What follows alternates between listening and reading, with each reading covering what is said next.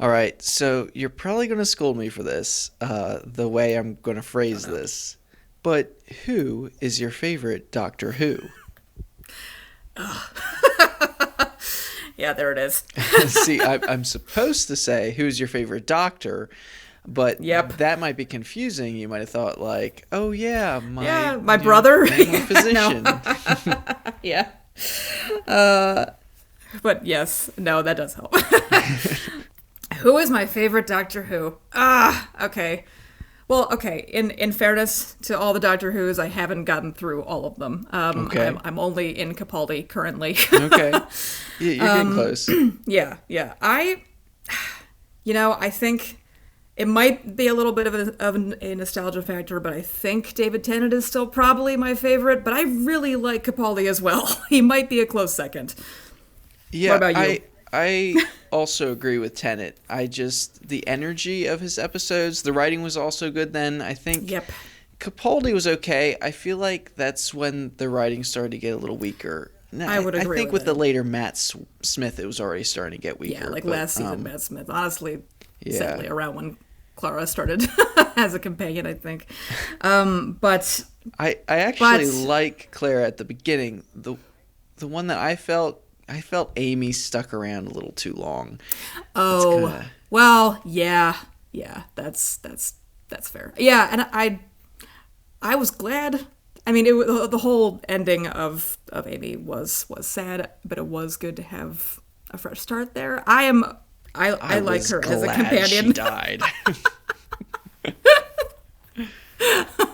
Dark. I liked her as a companion as well. It felt stale by the end, It did. especially It with did. that weird almost divorce or whatever it was that she and Rory had, Oh and my it was gosh, never really I forgot. explained. Yeah, it was like they were just fishing for things to do, and it just didn't make any sense, and it was annoying. It was So, like yeah. we need a B storyline for this episode. So what can we do with Rory and Amy or Yeah. something? I don't know. It was a Yeah, shame. naturally, it was it was the modeling career and not the thousands of years in the cube that did them in. Like, really Yeah. weird, really weird. Who is your favorite relationship on Doctor Who My episodes? favorite relationship. That's interesting. And it doesn't have to be romantic. Like I would say the Doctor and Don is kind of my favorite. The Doctor and Donna is great. You know, wow, I'm blanking on his name. He was only in for an episode or like 2 episodes with Matt Smith, the guy with the baby. He's like a British talk show host. Oh yeah. I know who you say mean. I what you can't will. remember his name either. Yeah, that's which is awful. I mean, he as I know people get irritated with him as an actor, but I thought he played really well off of Matt Smith, and it was so sort of refreshing and fun. I don't know. That's just what immediately came to mind. I guess it's not really a relationship, or at least not a long-term one, but just they just I liked their vibe together. Yeah, I like them too. I kind of forgot about him, but I definitely know who you mean. Yeah. Yeah. Trying to think. My least favorite partnership, who of course the name I can't remember, is Clara and what was his name? I Dan don't know or his name either. Dave. Gosh, Something like what that. an annoying, just never supportive, never just from day one. Why are you the way you are? I was again happy that one ended. So, speaking of toxic relationships, we're going to be talking about Charlotte in Love, episode 10 of season 2, Charlotte Ferris Today. And I'm Mark Gross, I'm Charlotte Ferris. and this is Scene by Scene. And here we go.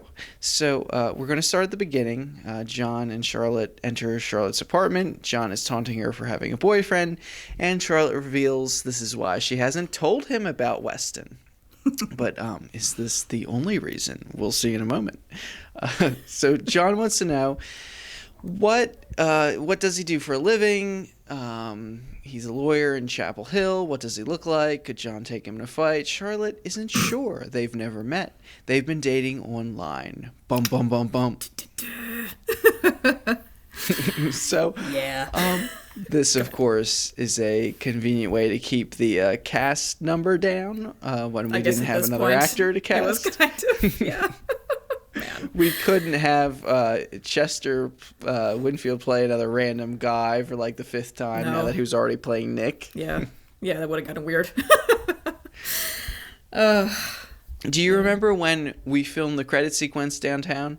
I do, actually. It was a lot of fun.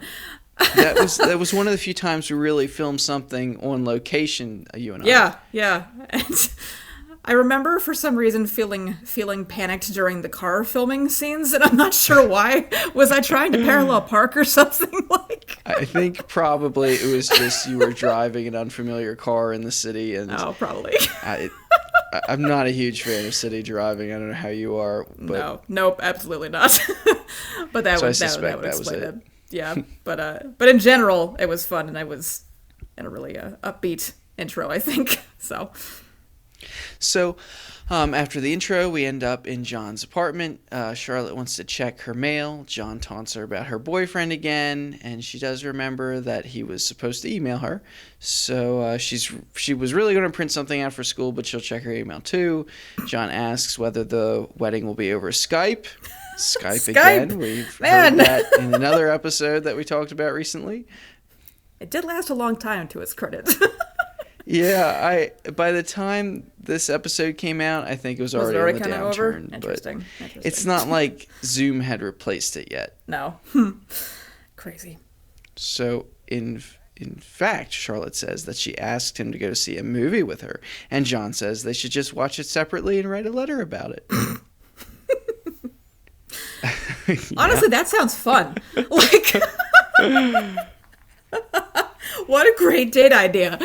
It's effectively what we're doing now by watching these episodes separately and then talking about them from a pretty distance.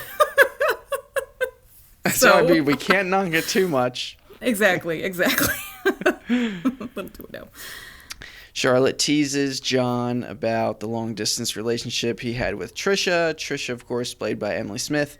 She made a brief appearance earlier this season, and John says that they used to date in person when they lived close together and when they were still together. And Charlotte sarcastically says, "Oh, did you break up with Trisha again?" And so... Man, the mocking another in this toxic episode. relationship. Yeah. We always had like the John Trisha toxic relationship kind of balance with Caroline Nick relationship, but whenever Charlotte has a romance, it never goes right either because we didn't have anyone to like play her long-term boyfriend. So that's right. Yeah. Do you remember the episode with Paul Craig of the Agent 07 movies when he's meeting Charlotte at the start of season 4 at the train station? Yeah. That was a fun one. So full of stunts. There's only some occasional references to Charlotte's romances, but yeah, it's not the focus. Probably for the best. So Charlotte did get an email from Wes, and John gags when she giggles because she says, "Oh, he's so funny." Ugh, I also gagged, frankly, rewatching. So I can't empathize. And you mean you didn't always giggle like that with your husband when you were dating? Lord. I hope never. Never that you're aware of, right? No, yep. Not purposely. So John sarcastically asks if he can't come because he needs to see his mother in New Mexico. Charlotte says no in a tone like, "Silly John." It's his sister in Georgia that he has to visit. And Charlotte does find it a little strange that each time they try to get together, he has a dentist appointment or he gets lost at the zoo. And even John finds that last one a little hard to believe and recommends she should be careful. Yeah. But Charlotte, like any good relationship, insists that if Weston says it, she believes him and leaves. John considers following, but doesn't. So do you think John should have done something in this situation, or I kind of feel like it would have made any difference? Yeah, I think you have to know the moment. You know, wait until there's proof that you can no longer ignore. You know, like he got lost at the zoo. Yeah, exactly. Maybe he's just an idiot. There's always that option. Could be, and that's could not be. and that's not a deal breaker for some reason. Well, like Caroline in one of the other episodes, Charlotte must really be desperate. Yeah. Yeah, exactly. So now we're in the hall next to Charlotte's apartment, number 43. Charlotte's mailing Weston something John thinks is a love letter, but they're actually taking their relationship to the next level, and she's mailing him $3,000. Yep. Yeah, because that's how most love getting to that stage of the progress. relationship. You know, you go from talking online to never seeing each other in person to lending each other exorbitant sums of money. Exactly. True love. Just how it is in storybooks. So that line made me laugh, especially how casually you deliver it. Like, oh yeah, Yeah. we're Oh, actually good Lord. taking our relationship to the next level, and Yeah. $3,000. The delusion in this episode was fun to play. So John's confused because isn't he a registered lawyer? And he asks if she's sure she can trust him. Charlotte insists she can because he means the world to her. Do you see sort of the flaw in that logic? I can trust him because he means a lot to me. Not really any sort of basis for trust necessarily. Not at all. Just desperation. So a little bit red flaggy, you know? Yeah. I think that's been a TikTok trend, the red flags or something Red like that. flags. Oh, okay. Good to know. I'll be on the lookout. We should put this on TikTok. My boyfriend is asking for $3,000, but we never actually met in person. Do you think Is that's this a red flag? Nah. But is he a lawyer? So even John is able to poke some holes in his stories, and something seems suspicious, and Charlotte starts to cry. And John is mad that she's laughing, and she tells him that she's crying, and suddenly he's much more compassionate. This is based on a joke my dad used to do whenever we'd watch something melodramatic and people were crying. He'd always be like, "Why is that woman laughing? That doesn't seem appropriate right now." That's very in character for your dad. Yep. So I'm glad I got to work that one in. Yeah. I thought it fit pretty well here. I did laugh at that. So Charlotte knows John is right. She just doesn't want to believe it. She keeps making excuses, but she can't lie to herself anymore. She has to end it. John takes the letter and rips it. Charlotte says, well, that was her rent payment, but she crumples up the other papers. She's not going to send him the money. John says she made the right decision. Charlotte still is sad because she had high hopes, but John says that's why she is a friend who will stick with her through anything. A very special episode. Another very special episode. It's nice. The bloopers are kind of like Home Improvement in the credits. You watched Home Improvement probably, right? I did. From the 90s. Yes.